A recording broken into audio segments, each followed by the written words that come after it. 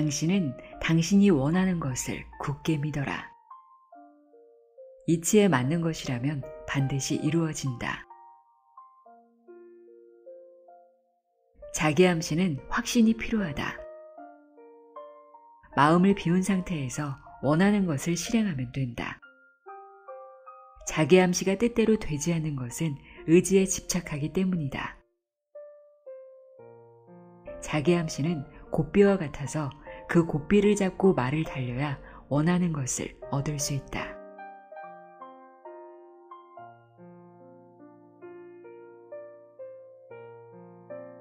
안녕하세요. 나의 소리책갈피 소리내어 읽다입니다. 긍정적인 자기암시가 몸과 마음에 어떤 변화를 주는지 우리에게 알려준 이가 있습니다. 나는 날마다 모든 면에서 점점 좋아지고 있다. 라는 유명한 자기암시문을 남긴 분이죠. 바로 프랑스 자기암시 요법의 창시자 에밀 쿠에입니다. 에밀 쿠에는 약사이자 심리치료사였는데요. 우리가 잘 알고 있는 플라시보 효과를 발견한 사람이기도 합니다. 에밀 쿠에가 약사로 일하고 있을 때 늦은 밤 지인이 찾아와 처방전도 없이 몸이 아프다며 약을 지어달라고 부탁했다고 해요. 그는 계속 거절하다가 많이 아파하는 그 지인의 모습이 안타까워서 아무런 효과가 없는 포도당류의 알약을 지어주게 됩니다. 쿠에는 이 약을 먹으면 좋아질 거라며 오늘은 이 약을 먹고 내일은 꼭 병원에 가보라고 말한 뒤 돌려보냈다고 합니다. 며칠 후 그 지인을 만났는데 쿠에가 지어준 약이 효과가 너무 좋아서 말끔히 나았다며 고맙다고 하는 거예요. 그 말을 들은 에밀 쿠에는 약사와 약에 대한 믿음이 병을 낫게 하는구나 라는 걸 발견하게 됩니다. 이것이 바로 위약 효과인 플라시보 효과죠.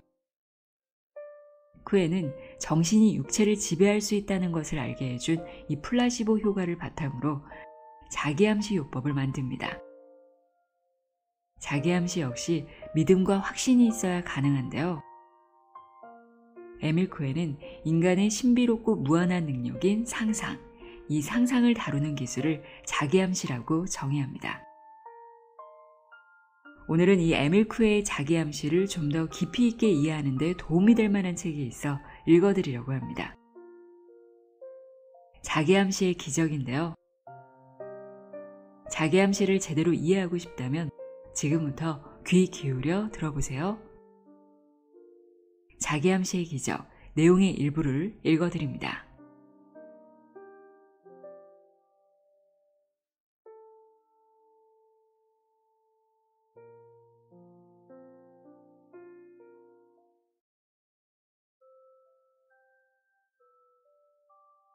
프롤로그.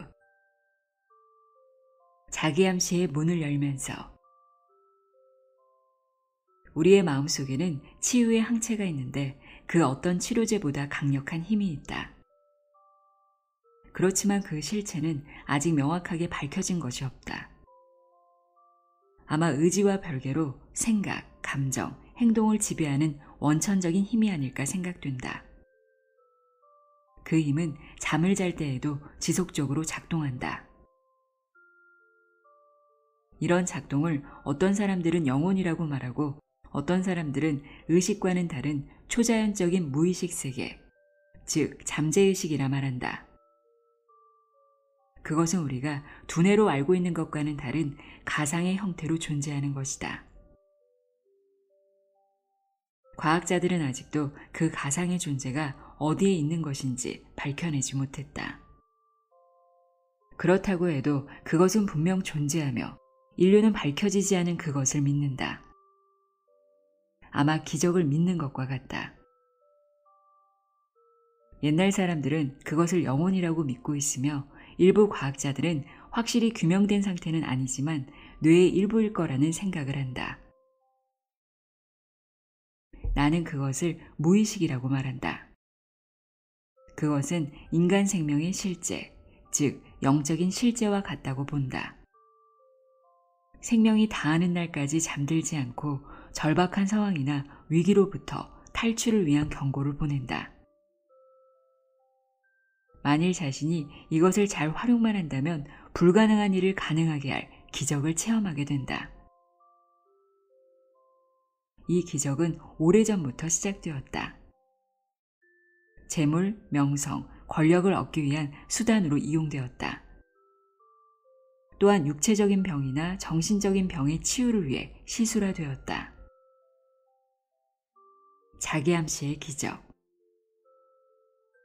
암시의 힘을 믿고 자기가 뜻한 바를 반복적으로 암송하면 그것이 이루어진다. 그 위력이 대단하다.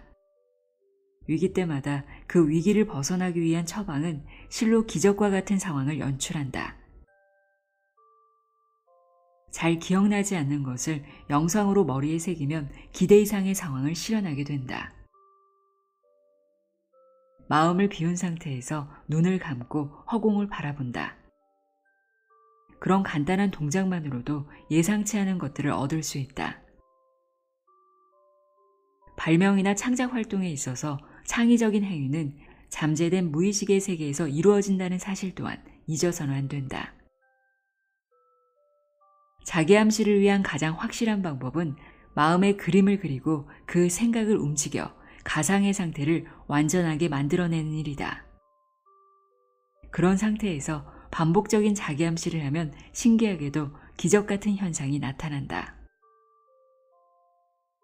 예술을 하는 사람들 대부분은 영감이라는 잠재의식을 체험한다. 의식과 무의식이 잘 결합하면 인생의 꽃을 피울 수 있다. 다시 말해 성공을 할 수 있다는 말이다. 건강도 이와 마찬가지로 의식과 무의식이 잘 결합하면 질병을 치유할 수 있다. 그렇다면 우리가 어떻게 자기 암시를 하고 그것을 상상으로 그려낼 수 있을까? 이것이 현실적인 과제가 된다. 암시는 무의식을 깨우는 일이다. 무의식을 깨우는 최상의 방법은 생각한 것을 암시하는 것이다. 이때 그것이 나에게 이로운지 해로운지 그것을 알았다면 이로운 쪽으로 거듭 상상을 되풀이하라. 그러면 자기 나름의 방법을 찾는다. 이와 같은 방법이 처음인 사람도 있을 것이다. 이 방법의 주제를 두고 끊임없이 노력하면 현실적인 기적이 일어난다. 의지와 상상의 자기 암시. 자기 암시는 인간의 신비로운 능력이며 힘이다. 이 능력은 놓여있는 여건에 따라 극과 극의 결과를 낳는다. 이 능력은 모두에게 있는데 그 가치는 무한하다.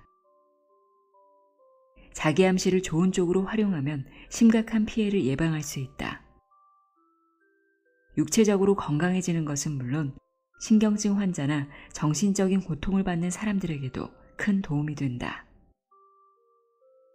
암시 현상을 제대로 이해하려면 자기 암시를 보다 명확하게 이해해야 한다. 우리의 마음속에는 서로 다른 두 가지 의식이 있다. 하나는 의식할 수 있는 상태의 의지이고 다른 하나는 의식할 수 없는 상태의 상상이다. 상상, 즉 무의식적 자아는 일상적으로 드러나지 않지만 문제가 되는 특정한 현상이 나타날 때에는 분명히 드러난다. 다음 예를 살펴보자. 목류병은 누구나 알고 있는 질병이다. 목류병 환자는 잠든 상태에서 자신도 모르는 행동을 하다가 잠이 든다. 그러다 잠에서 깨어나면 잠이 든 상태에서의 일을 기억하지 못한다. 그저 자신 스스로 놀랄 뿐이다. 그런데 그 일은 바로 자신이 한 일이다. 무의식적 자아가 아니라면 어떤 힘이 그렇게 그의 몸을 움직였을까? 의식적 자아는 대부분 현실적인 기억에 의존하지만 무의식적 자아는 별로 중요하지 않은 사소한 일까지 일일이 기록하고 기억한다. 무의식적 자아는 판단하지 않고 그대로 받아들인다. 육체의 모든 기능을 조정하는 뇌와 연결되어 있기 때문에 뜻밖의 현상들이 나타난다. 즉, 우리 신체의 어느 부위가 좋다거나 나쁘다거나 혹은 그런 느낌을 받는다면 그 신체 부위는 실제로 그렇게 기능한다는 것이다. 무의식적 자아는 행동도 지배한다. 이러한 무의식의 작용을 상상이라고 한다. 대부분의 사람들은 의지가 상상을 움직인다고 생각한다. 의지와 상상은 반대로 작용한다. 사전에 의지라는 단어를 찾으면 사물을 깊이 생각하여 목적한 것을 실행하려는 적극적인 마음가짐, 즉 의식적인 내적 욕구라고 쓰여 있다. 이 뜻을 의심할 생각은 없다. 그렇지만 이것은 의식이 있다는 전제가 따른다. 만약 의식이 없는 상태에서 벌어지는 일은 어떻게 설명할 것인가? 그러므로 이처럼 단정적인 말은 무의미하다. 실제로도 상상은 의지를 밀어낸다. 상상이 이긴다는 말이다. 이 원리는 절대적이다. 말도 안 돼. 그럴 리가. 아니다. 이것은 진실이다.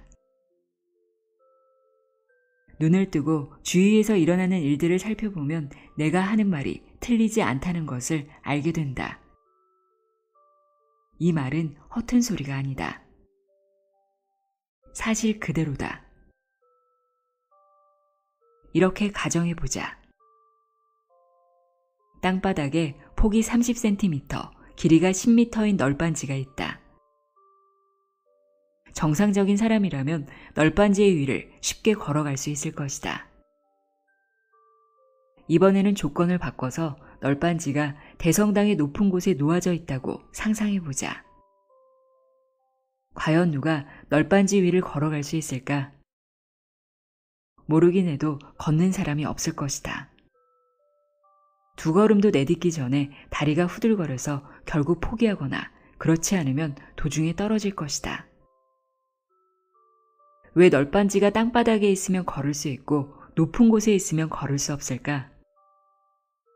전자의 경우는 걷기 쉽다, 즉 할 수 있다고 상상하고 후자의 경우는 할 수 없다고 상상하기 때문이다. 앞으로 걸어갈 수 있겠다는 것은 당신의 의지이다. 그러므로 할 수 없다고 생각한다면 절대로 불가능하다. 지붕을 수리하는 목수가 높은 곳에서 일을 할 수 있는 이유는 할 수 있다고 생각하기 때문이다. 현기증은 마음속으로 떨어지는 모습을 그리기 때문에 생기는 증상이다. 아무리 불안을 떨치려고 노력해도 상상은 곧 현실로 이어진다. 노력하면 할수록 바랐던 것과 반대의 결과가 따른다. 불면증으로 고통을 겪는 사람도 마찬가지이다. 잠을 자기 위해 애를 쓰지 않는다면 쉽게 잠이 든다. 그러나 잠을 자려고 애를 쓰면 쓴 만큼 잠들기가 어렵다. 웃음이 나올 때 웃음을 참으려고 애쓴다. 그러나 웃음을 참으려고 하면 할수록 웃음이 더 크게 터진다. 이처럼 갈등이 있는 상황에서 상상은 의지를 밀어낸다. 결국 상상대로 된다. 선봉에 서서 군대를 지휘하는 지휘관도 같은 원리가 적용된다. 각자 판단해서 공격하라고 명령을 내린다면 참패할 수밖에 없다. 왜 그럴까? 그것은 지휘관이 명령을 내리기에 앞서 병사들이 각자의 공격이 아니라 전원 공격을 상상했기 때문이다. 상상과 다른 명령은 공격에 앞서 패배를 인정하는 것과 같다. 전원 공격이 아니면 패배할 거라는 상상을 했기 때문이다. 어느 이야기책에 나오는 한 악한은 선례를 그대로 따르는 습성이 전염성보다 강하다는 사실과 그 결과를 훤히 꿰뚫고 있었다. 그 악한은 함께 배를 탄 상인에게 분풀이를 하려는 듯 자기가 가지고 있던 제일 큰 양 한 마리를 바다에 던져버렸다. 그러자 상인들이 가지고 있던 양들도 아칸의 양을 따라 바다로 뛰어들었다. 그 아칸은 양들의 습성을 잘 알고 있었던 것이다. 인간도 양들과 습성이 비슷하다. 앞서서 한 행동이 맞다고 지레 짐작하여 그것을 선례로 삼아 따른다. 알코올 중독자들은 술을 끊으려 해도 결국 끊지 못한다. 입버릇처럼 술은 지겹다고 말한다. 끊고 싶다고 말한다. 이런 의지와 다르게 유혹을 견디지 못하고 끝내 술독에 빠진다. 도벽증이 있는 사람들 중에는 자기도 모르게 죄를 짓는 경우가 있다. 왜 그런 짓을 했냐고 물으면 나도 모르겠습니다. 뭔가 강력한 힘이 그렇게 하라고 시켰습니다. 이렇게 대답한다. 알코올 중독자나 도벽증이 있는 환자의 대답은 거짓이 아니다. 그들은 할 수 없는 힘에 밀려 그런 짓을 한 것이다. 다시 말해 자기의 짓을 막을 수 없다고 상상한 것이다. 사람들은 당연하다는 듯이 의지가 모든 것을 해결할 수 있다고 믿는다. 그러나 현실적으로 의지는 상상에 끌려다닐 뿐이다. 상상을 다루는 법, 그것을 알면 의지의 조정자가 상상이라는 것을 깨닫게 되고 의지의 그늘에서 벗어날 수 있다. 상상이란 육지를 빠져나오려고 아무리 애를 써도 결국 빠져나오지 못하는 급류와 같은 느낌이다. 그런 급류를 그대로 흘려보내면 아무런 가치가 없다. 이런 가치가 없는 급류도 물기를 발전소로 돌리면 생활에 유익한 에너지로 탈바꿈된다. 위에서 비유한 것이 충분하지 않다면 이런 비유는 어떨까? 상상은 집에 가두어둔 미치광이다. 곱비 풀린 야생마와 같다. 이 말을 탄 기수는 그저 말이 달리는 대로 갈 수밖에 없다. 제멋대로 달리던 말은 결국 수렁에 빠져 허둥지둥 될 것이다. 그러나 곱비를 잡고 말을 탄 기수는 원하는 쪽으로 말을 몰아갈 것이다. 말도 기수가 원하는 쪽으로 순순히 따르게 된다. 이제 우리는 상상이 얼마나 큰 힘을 지녔는지 알게 되었다. 상상도 급류나 야생마처럼 얼마든지 길들일 수 있다.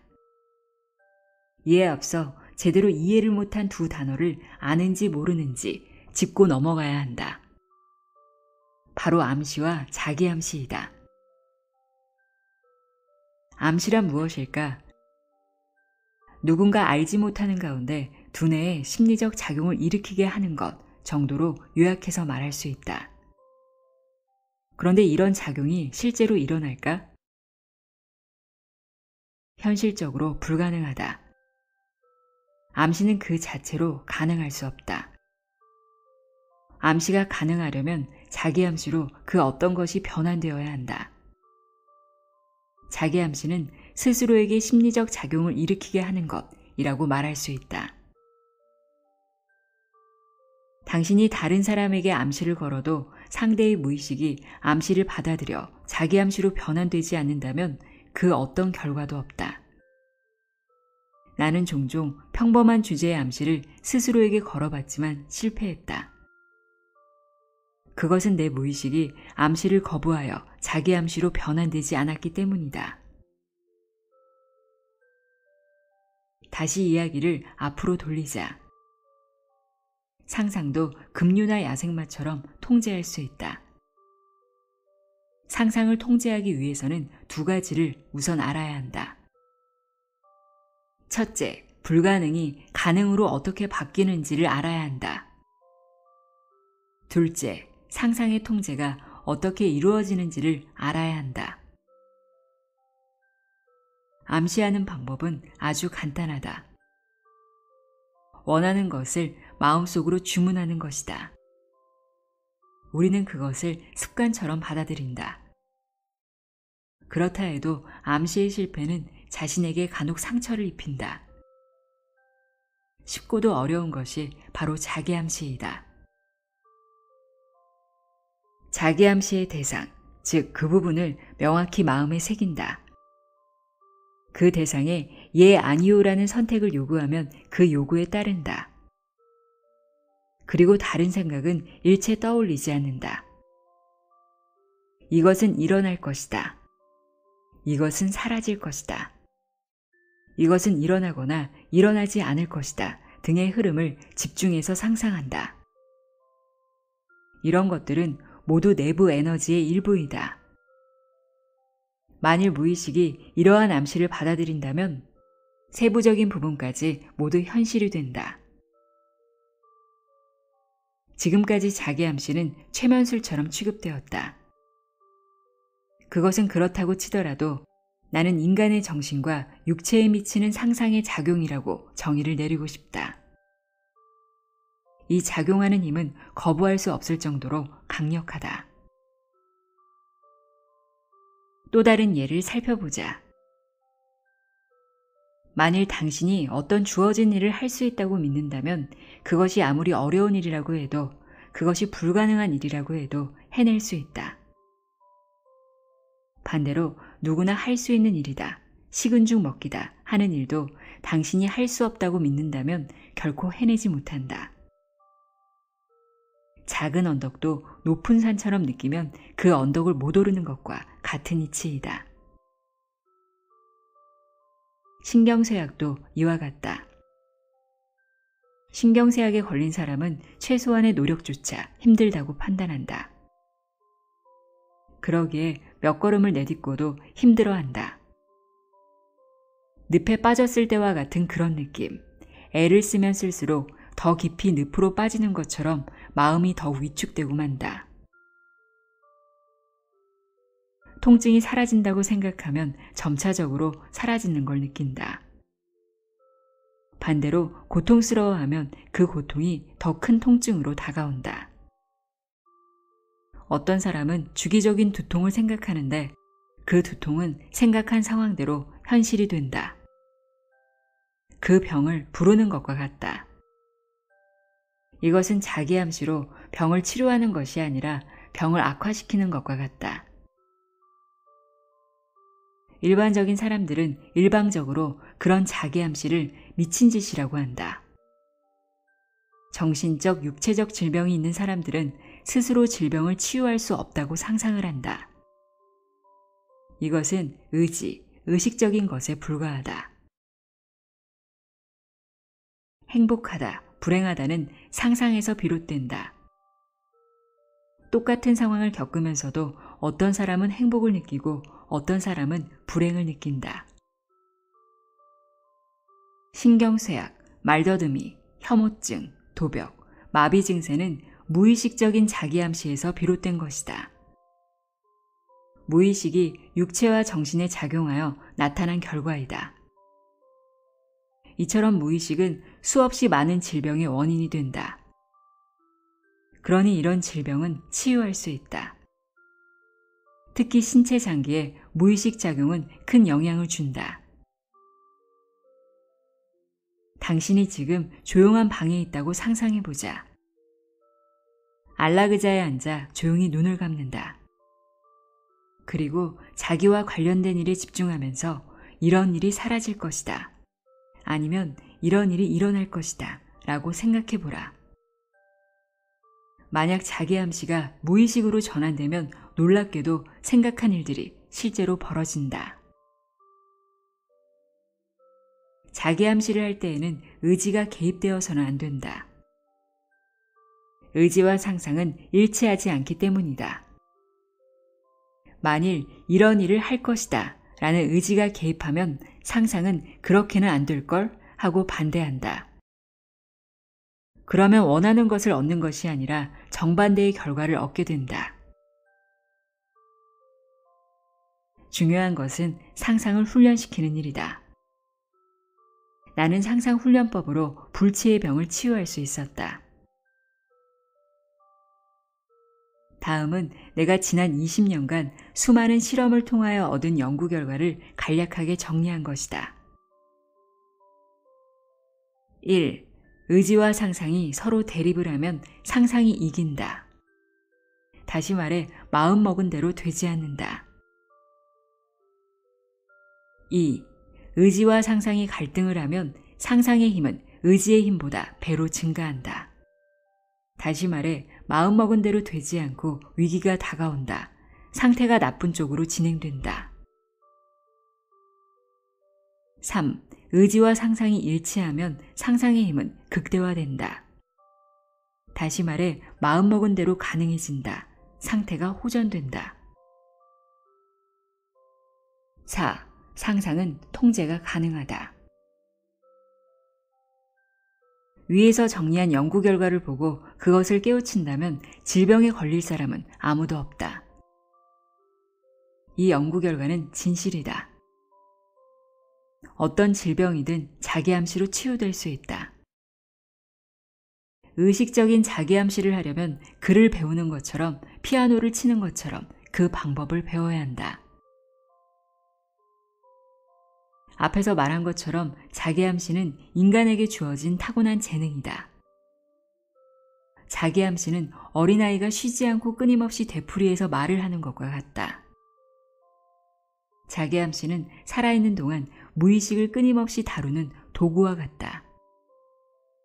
고삐를 다루지 못하면 고삐 풀린 망아지처럼 무의식이 잘못된 방향으로 달아난다. 이때 당신은 해를 입거나 심지어 죽을 수도 있다. 반대로 이 자기암시라는 도구를 다룰 줄 알면 위험에 처한 생명을 구할 수도 있다. 이솝우화에서 나오는 말처럼 혀를 두고 가장 좋으면서도 가장 나쁜 것이라고 했다. 자기암시도 이와 마찬가지이다. 사실 모든 사람이라고 하면 무리인 줄 안다. 그것은 의식적인 자기암시가 잘 되지 않은 부류가 있기 때문이다. 이 부류의 하나는 정신발달의 미숙으로 이해력이 부족한 사람들이고 또 하나는 아예 이해를 하지 않는 사람들이다.